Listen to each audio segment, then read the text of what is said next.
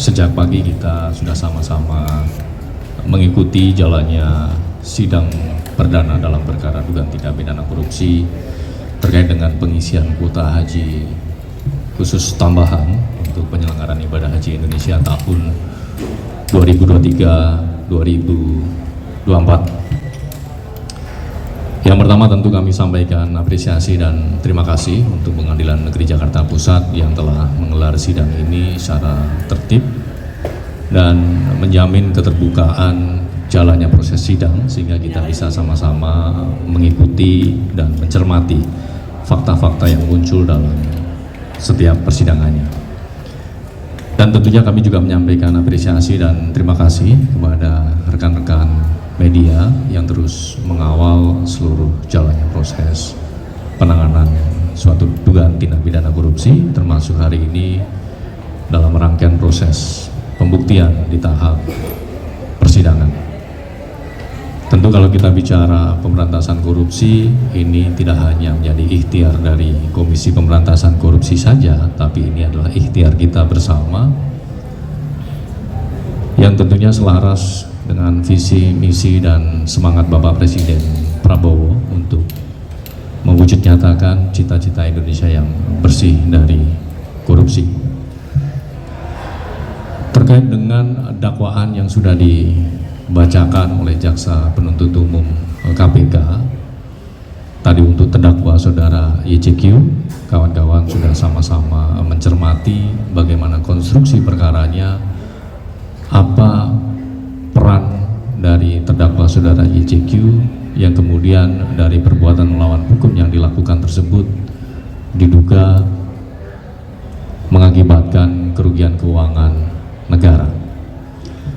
Di mana terkait dengan kerugian keuangan negara ini juga sudah dikonfirmasi dan dihitung oleh lembaga yang memang punya otoritas, punya kewenangan melakukan penghitungan kerugian keuangan negara, yaitu Badan Pemeriksa Keuangan atau BPK. Hari ini adalah tahap awal dalam rangkaian proses pembuktian di persidangan dan tentunya nanti semuanya akan diuji oleh majelis hakim dan tentunya nanti Jaksa Penuntut Umum KPK juga akan memaparkan alat bukti dalam perkara ini dan terbuka untuk kemudian memanggil para saksi untuk memperkuat dalam proses pembuktian perkara ini. Untuk itu, pada kawan-kawan jurnalis, kami terus mengajak untuk mengawal jalannya seluruh rangkaian proses persidangan perkara ini. Demikian kami sampaikan, silahkan jika ada hal-hal yang ingin digali ataupun ditanyakan, kami terbuka.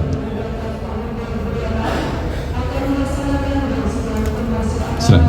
Sepanjang pembacaan dakwaan Fuad Mas, sepanjang pembacaan dakwaan, tidak Fuad Masykur ini serta Dirjen disebut sepanjang dakwaan, tetapi Fuad Masykur. Tapi kenapa beliau tidak dijadikan tersangka? Terkait dengan Saudara FAM selaku Direktur dari PT MT Travel ya. Jadi memang dalam rangkaian proses penyidikan yang bersangkutan juga sudah dilakukan pemanggilan untuk dimintai keterangan termasuk bagaimana peran-peran yang bersangkutan sebagai pemilik MT dan juga ketua asosiasi, sehingga kita ingin mendalami bagaimana inisiatif dan motif berkaitan dengan pembagian kuota haji tambahan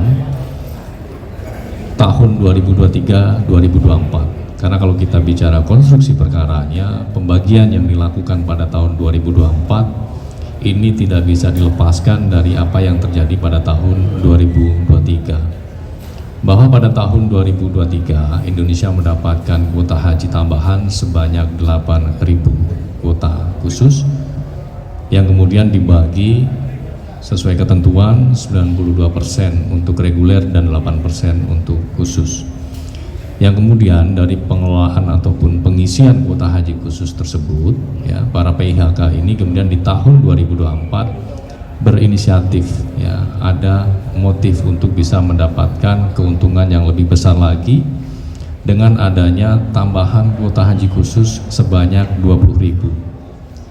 Sehingga atas motif tersebut ya, yang kemudian di Kementerian Agama dilakukan pembagian kuota haji tambahan tidak sesuai dengan ketentuan perundangan, sehingga dari 20.000 kuota haji tambahan tersebut dibagi 50%, 50%, 10.000 untuk kuota haji khusus dan 10.000 untuk kuota haji reguler. Ada lagi kawan-kawan? Silakan. Mas izin tanya, 271 USD yang diterima oleh Yakult ini melalui siapa ya? Terkait dengan dugaan aliran uang dari para pihak PHK kepada oknum-oknum di Kementerian Agama, ini dialirkan diantaranya melalui perantara, sehingga teman-teman nanti bisa mencermati secara detail pihak-pihak yang kemudian diduga terlibat dalam proses aliran uang tersebut. Hal ini juga dalam proses penyidikan, penyidik telah melakukan penyitaan sejumlah aset baik dalam bentuk uang ataupun aset-aset lainnya lebih dari 100 miliar rupiah dalam rangka proses pembuktian ataupun dalam rangka upaya awal aset recovery pada perkara ini. Di mana dalam perkara ini kawan-kawan di BPK sudah melakukan penghitungan kerugian keuangan negara dengan nilai mencapai 622 miliar rupiah. Mas, berarti nanti akan dibuktikan soal aliran dana keterlibatan yang lainnya? Ya. Tentunya nanti Jaksa Penuntut Umum KPK akan memaparkan dan menguraikan secara detail dan lengkap bagaimana mulai dari histori pemberian kuota haji tambahan ini dari pemerintah Arab Saudi kepada pemerintah Indonesia, kemudian bagaimana mekanisme pembagian kuota haji tambahan itu dilakukan, mengapa dilakukannya 50%, 50%, karena kalau kita merujuk kepada ketentuan pembagiannya adalah 92% untuk umum dan 88% untuk khusus. Kemudian setelah itu tentu nanti juga akan dijabarkan bagaimana pendistribusian kuota haji khusus tersebut kepada para PHK, yakni melalui asosiasi-asosiasi, sampai dengan bagaimana para PHK itu melakukan pengisian atau jual beli kuota kepada para calon jamaah haji, sampai dengan dugaan aliran uang dari para PHK yang mendapatkan keuntungan dari pengisian kuota haji khusus tersebut, atau dalam perkara ini kita sebut sebagai illegal gain, di mana dari illegal gain yang didapatkan oleh para PHK tersebut penyidik juga telah melakukan penyitaan sejumlah lebih dari 100 miliar rupiah tersebut. Artinya bagaimana konstruksi utuh dari perkara ini, bagaimana peran dari masing-masing pihak, mulai dari Kementerian Agama, kemudian asosiasi dan juga PHK, semuanya nanti akan dipaparkan, akan diuraikan, sehingga masyarakat bisa secara utuh mencermati bagaimana konstruksi dari perkara ini. Ada lagi?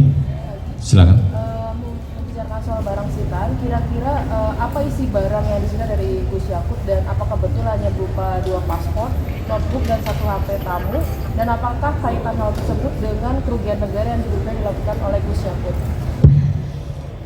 Secara detail untuk barang-barang yang sudah dilakukan penyitaan dalam tahap penyidikan tentu nanti akan dipaparkan oleh Jaksa Penuntut Umum dalam rangkaian proses persidangan, karena ini masih tahap awal, termasuk jika nanti dibutuhkan untuk menghadirkan saksi-saksi guna memperkuat proses pembuktian, baik dari Jaksa Penuntut Umum ataupun jika nanti majelis hakim meminta untuk menghadirkan saksi-saksi tertentu. Tentu semuanya terbuka kemungkinan, karena memang ini dalam konteks pengujian pada aspek material dalam perkara dugaan tindak pidana korupsi pengisian kuota haji khusus ini. Cukup? Kalau sudah tidak ada pertanyaan, Jadi, tidak perlu nanti dipaksakan. Kalau untuk selanjutnya ini apakah KPK sendiri sudah menyiapkan saksi-saksi ahli yang untuk dihadirkan untuk melawan, karena kan kalau tadi kita mendengar dari pihak penasihat hukum mengatakan tidak ada aliran dana yang terbukti masuk ke Yakut sendiri, ini seperti apa Ya. KPK mempersiapkan? Terkait dengan dakwaan yang dibacakan hari ini tentu nanti akan bergulir dalam proses pembuktiannya dan juga untuk menghadirkan para saksi guna membuktikan pembuktian tersebut mulai dari proses awal ya, pemberian kuota haji tambahan tersebut, kemudian bagaimana mekanisme yang dilakukan dalam proses pembagian kuota haji dari 92%, 8% menjadi 50%, 50%. Mekanisme itu tentu nanti juga akan dipaparkan dalam rangkaian persidangan. Kemudian bagaimana setelah kuota haji tambahan 8.000 pada tahun 2023 dan 20.000 pada tahun 2024 itu setelah dilakukan pembagian, bagaimana proses distribusinya. Ini tentu nanti juga akan diuraikan secara utuh, karena pada faktanya ini ada beberapa PHK ini yang ada yang mendapatkan lebih banyak, ada yang lebih sedikit. Nah, ini seperti apa juga pertimbangan-pertimbangan yang dilakukan dalam pendistribusian kuota haji khusus tersebut. Kemudian bagaimana para PHK ini melakukan pengisian kuota haji khusus yang bersumber dari kuota haji tambahan tersebut, ya, sampai dengan dugaan aliran uang itu, di mana dugaan aliran uang dari PHK kepada pihak-pihak di Kementerian Agama ini juga melalui sejumlah perantara. Semuanya tentu nanti secara rinci akan disampaikan di hadapan majelis hakim oleh Jaksa Penuntut Umum KPK. Oke. Cukup teman-teman? Baik, terima kasih teman-teman jurnalis.